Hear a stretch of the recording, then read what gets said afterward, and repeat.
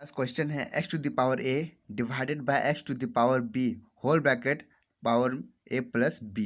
इस तरह से क्वेश्चन है और हमें इसका वैल्यू फाइंड करना है। ये दिखने में बहुत ही डिफिकल्ट लग रहा होता है, लेकिन ये उतना कुछ है नहीं, बस थोड़ा सा सिंप्लीफाई करना पड़ता है।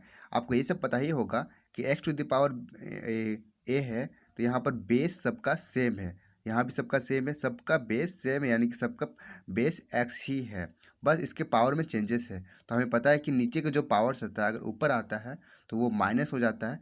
मतलब अगर हम इस तरह से करें, यहाँ पर a टू द पावर 1 रहता है और यहाँ पर a टू द पावर 2 रहता है, तो यहाँ पर हो क्या जाता है, a to the power 1 minus 2। ये अगर ऊपर जाता है तो इस तरह हो जाता है, आपको ये बात पता ही होगा।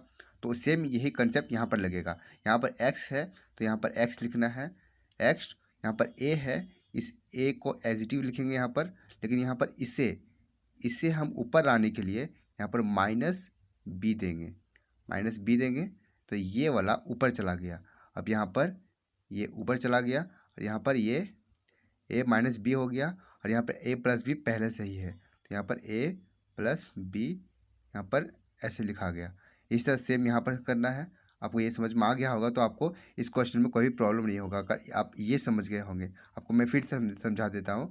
यहाँ पर होता क्या है कि ये जो नीचे वाला यहाँ पर होता है, अगर बेस सेम होता है दोनों का, तो ऊपर में जो यहाँ पर पावर में होता है ए लिखा हुआ है, यहाँ पर अगर इसको हम ऊपर लाएंगे हम इसके साथ में, तो यहाँ बेस सेम होगा तो सिर्फ बेस एक लिखाएगा, उसके पावर यहाँ पर ए लिखाएगा सेम, लेकिन यहाँ पर ये जो बी है ये ऊपर चला जाएगा और यहाँ पर डिवाइड है इसीलिए माइनस हो जाएगा। यहाँ पर अगर यहाँ पर इनटू में होता तो वो प्लस होता, वो मैं आपको आगे समझा दूंगा, लेकिन आप फिलहाल ये समझ गए होंगे।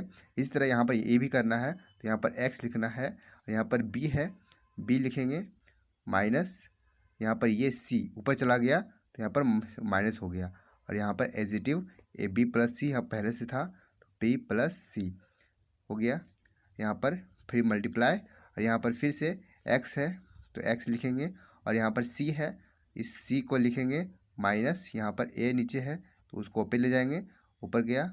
उसके बाद यहाँ पर मल्टीप्लाई यहाँ लिख देता हूँ, ये c प्लस ए पहले से ही है, c प्लस ए, ठीक है।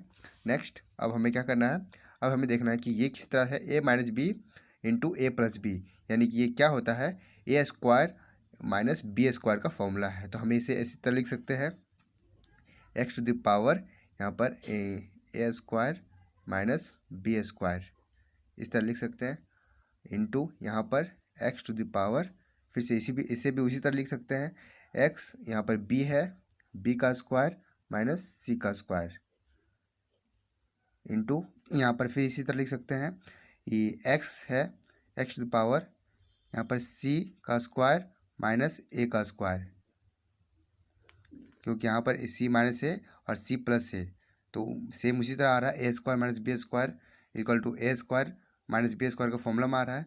अब यहाँ पर क्लियरली देख सकते हैं सबका बेस सेम है, यहाँ सबका बेस सेम है, तो अगर बेस सेम है तो यहाँ पर फिर सबके बीच यहाँ पर एक लिखेंगे, इसके बदले हम एक्स लिखेंगे। अब यहाँ पर क्या होता है कि ये सबको यहाँ पर प्लस कर देते हैं, यहाँ पर ए स्क्वायर है, यहाँ माइनस बी स्क्वायर, इसको एजिटिव लिखेंगे, यहाँ पर समझा देता हूँ मैं आपको, एक्स ये ए स्क्वायर माइनस बी स्क्वायर यहाँ पर इस तरह हो गया।